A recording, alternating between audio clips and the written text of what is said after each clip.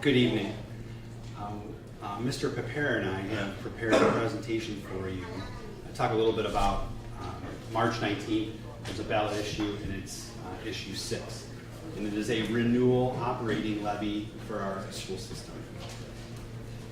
We are keenly aware of this idea of informing our public and our constituents and advocating for. So please don't construe any of my comments this evening as advocating for. We simply want to share the facts with our community, and really the fun part of the conversation will be when Mr. Pepera gets into the weeds of our financial makeup as a school district. I just wanted to preface his conversation or his presentation with, that's it. Right there what we saw. The programs and the people. That's what supports an operating levy in a school district. Our teachers, our bus drivers, our students. So when there's question around, because it's how schools, how we support schools in the state of Ohio has been determined to be unconstitutional. We know that. But with the terminology that gets thrown around also when we talk about a renewal levy, we talk about an emergency levy, right? And Mark, I don't want to steal your thunder, but our district is comprised of 5 emergency levies that makes up 60% of our budget. And it comes from local taxpayers. When we talk about a renewal, we say no new taxes. It's something that people are already paying, and that is the case here. I wanted to open up the conversation about, look at where we're going as a school district. Look at the impact that we've made on our community over the past 3 years. Our vision is that we are dedicated to excellence, dedicated to preparing students for the future.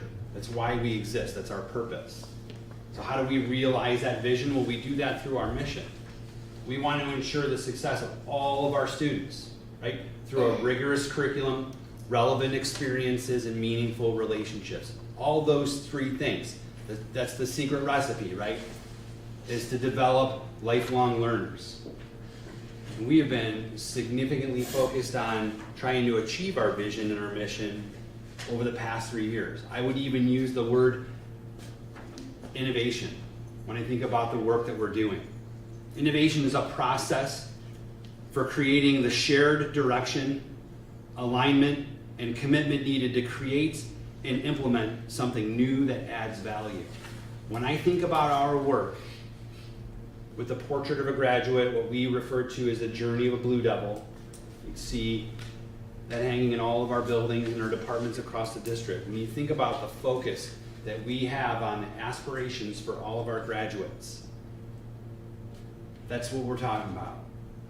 So, a week ago Saturday, I had a tremendous opportunity to share with our community some of what we're doing with the Journey of a Blue Devil and our new strategic plan. I get really excited to talk about those things. I was given 20 minutes to talk about it. I went 50 minutes. I had to apologize to everyone over at the middle school for that. I love and appreciate working in a school district where the community invests in the school system. And this community does that. And an example of this return of investment would be what we did a week ago Saturday, the Excellence Showcase. We highlighted over 30 student programs. Mrs. Tomas, did you forget something? Oh, I forgot my purse. I got you. I was talking to my yakking with my team. That was a heck of an ovation you received, though. Congratulations again. Thank you. Yep. I got the best ever. I saw that. Thank you. Sorry for the intrusion. No, you're good. So a week ago Saturday, I had the opportunity to share with our community kind of the journey that we're on. When we talk about our strategic plan, we talk about the journey to 2028, we talk about it being our North Star for our organization and how we're trying to really focus the 5 areas that we've identified as things that are meaningful to our school district, right? And we have a strategic way of going about trying to achieve everything that's on that strategic plan. We think that, when you talk about a return on investment, that's the work that we put forward. You look at the staff members that were here this evening that were identified for, and the connection to the portrait of a graduate or the journey of Blue Devil. So that's all work that we're really, really proud of. I have a quick list. I'm not going to read it all to you, but the connections to the competencies, our robust foreign language program, our AVID program at the high school, our Project Lead the Way at the middle school and the high school, Applewood's Leadership Club. It's just amazing stuff. Our Academic Challenge Team, Memorial's Broadcaster Club, the new STEAM course at the middle school. When I talk about innovation and the connections of all of these different student groups to our portrait, that's what I mean by innovation and the advancement as an organization that we're experiencing. So I just want to make sure if I had a job this evening, it was just basically to make sure that people understand we are a people business. And the product that we churn out are those 500 kids that walk across the stage that we can say they embody these competencies. And it's really important to us. So I'm not going to steal any more of Mr. Prepara's presentation as it relates to issue 6. Mark, if you want to come up and do your thing. But he did steal. I'm sorry, I just stole a couple. Now, as I think about what my comments tonight would be, I mean, honestly, a lot of the information I'm going to provide is the dry piece, right? That's the exciting piece. The stuff you saw here at the beginning of the meeting, that's the exciting piece. I mean, I've been doing this 30 plus years and I still get goosebumps when I see kids up here getting recognized. It never goes away, and I think that's the type of excitement that happens here every day in the school system. So I'm really proud to be part of Brunswick and the community support we have. Just to give you a little, I can advance here. Yes, you can. Just to kind of give you a little snapshot. And again, I'm not going to do a 10 slideshow presentation on the levy here, but I'm going to give you a couple of slides and I'm just going to talk about some bullet points. When we talk about our financial picture, as Superintendent Niedermeyer mentioned, over 60% of the support, and this is day-to-day operations, keeping the lights on, keeping our folks paid so they can educate our students, keeping buses running, buying supplies and materials, that all comes, 60% of those dollars come from local community support. So our community is a big part of what we do. Without our community support, we couldn't operate to educate the students we do on a daily basis. So, it's a critical piece, and we don't take that lightly. I know there's various communities that have situations in place where they don't have to go back to their community often. We go back to our community for our various levies. We ask the community to put another stamp of approval, and this is what issue 6 is about. It's a renewal levy. These are funds that we are currently receiving and are part of our budget. So they are critical to our daily operations. Some of the things I always get asked is, well, okay, I understand, Mark, you have a levy up, whether it's a renewal or it's a new levy, that's great. But what kind of value am I getting? So sometimes I look at the value. What is the value proposition here in Brunswick for our residents? Obviously we focus on educating students, preparing them for the 21st century, but you as a taxpayer, what value are you getting for your money? So a couple things I've shared with the board in some of our previous presentations, and proud is maybe not the right word, but I am proud here in Brunswick the way we fare against our peers, because this is what I do from a financial sense. I take a look at how do we benchmark ourselves against others. So if you look at what we spend on a per student basis, when I came here and I shared the story every year, I've been doing this job for 30 plus years. I've been in Brunswick a little over 8 years now. This is by far the district that stretches their dollars the most. Obviously, I think we do the best job, and we stretch those dollars, whether it's in the maintenance of our facilities or what we do on a daily basis. We try to do this. We try to dedicate the majority of our dollars into the classroom as much as possible. And that's the goal here, is to keep the focus on instruction. But you can see here what we spend on a per student basis. Brunswick spends about $11,348 per student. If you compare us to the state, we spend lower than the statewide average, which is $11,678. And if you want to take it closer to home, when you compare us just against our surrounding peers here in Medina County, the average is $12,103. So we're below that average. So from a return on investment, a value proposition to our residents, this is something that I like to show. In addition to that, I'd be remiss if I didn't say, we received this past year 4.5 out of 5 stars. So it's a pretty high achievement rating.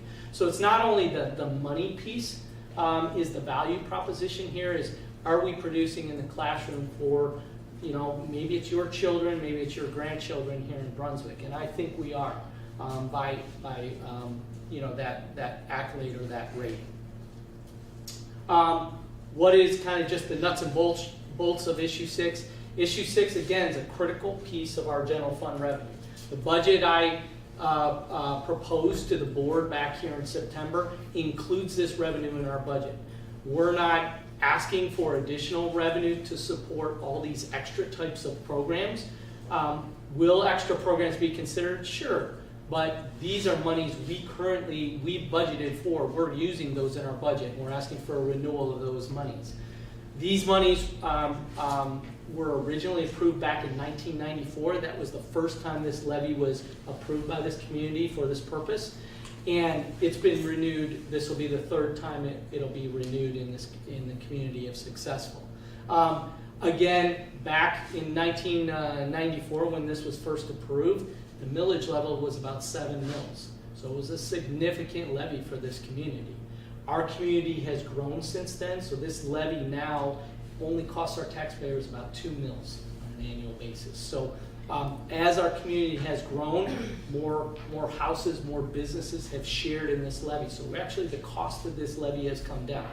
But it's still critical monies that we use on an annual basis to fund our operations. Again, majority of our money is about 80% of our budget goes to people, whether it's teachers in the classroom or it's administration to coordinate things, or it's our support services. We run food service operations, we run transportation services, we have a lot of support staff, clerical staff and things of that nature that these monies go to help offset those costs, as well as providing for our curriculum needs, our supplies and materials.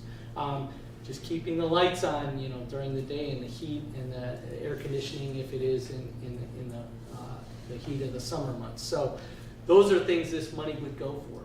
What it doesn't go for is it's not going to support the construction project we have here. And I keep my ear to the ground and I hear that out there in the community, is this money going for the construction project? The answer is unequivocally and absolutely not. The community supported us in a bond issue. Those monies can only be used for the construction process. These monies can only be used for general operating purposes, so they will not be used for construction. And by renewal of this levy, again, this is part of our existing budget. This retains fiscal stability for our district. If you've ever seen me present the 5-year forecast, I do that at least twice a year. These monies are included in the forecast. If somehow this particular levy would lapse and we would not receive those monies on an annual basis, that would change our forecast. Because this levy is a $3.2 million levy. That's the amount of money we would receive each year, and it's for a 10-year period. So that's over $32 million over that 10-year period. That would be a significant blow to this district. And with that, I'd kind of like to open it up. If there's any questions from the board. I know I tried to keep it brief. Right. I always have a couple of questions. Sure. So you did say, and I just kind of want to clarify, that some districts run differently and they don't go back to the taxpayers as often as we do. And that's not because they're not asking for, that they don't, need the money. It's that they have more reserves, or, tell me about that. Right. So what I meant by that comment is our levies here, majority of our levies in the district, they have a finite period of time. Okay. So we will go back to our voters periodically and ask them to either reaffirm those levies in the form of a renewal. There are other communities that ask their community to pass a levy they never get the opportunity going forward to reaffirm that levy. It's just continually assessed on those residents year after year. And it's kind of a mutual respect kind of thing, checks and balances, so that the community still has a voice in those funds. And we're asking them right now to say to us, yep, you're doing a good job, you're being good stewards of our money, and we will continue to pay on this levy. Absolutely. Okay. I like that, the check and balance scenario, yes, absolutely. Okay. And then,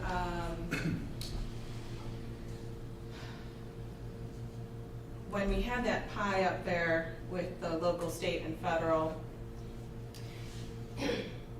I want to be clear that, you know, we would love for that not to be the case.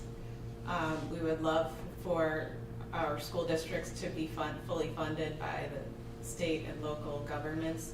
That's not something that we can choose to do, but to maintain the level of service that we do provide, and you can see that that we aren't overspending by that other slide. We do require that 60%. And that this levy is 4% of that, correct? Correct. This represents approximately 4% of our budget. Okay. And then one more thing that I keep hearing about is the tax credit. And it's the tax credit that is associated with this levy and not others, perhaps. Can you speak to that? Sure. So with voted levies that were passed or initiated prior to, I believe it's November of 2013, so any voted levies at that time, whenever you renew those levies going forward, if you renew those levies, the state provides a 12.5% tax credit on those levies to our taxpayers. So this particular levy that we are renewing now was passed prior to that date. We've renewed it several times.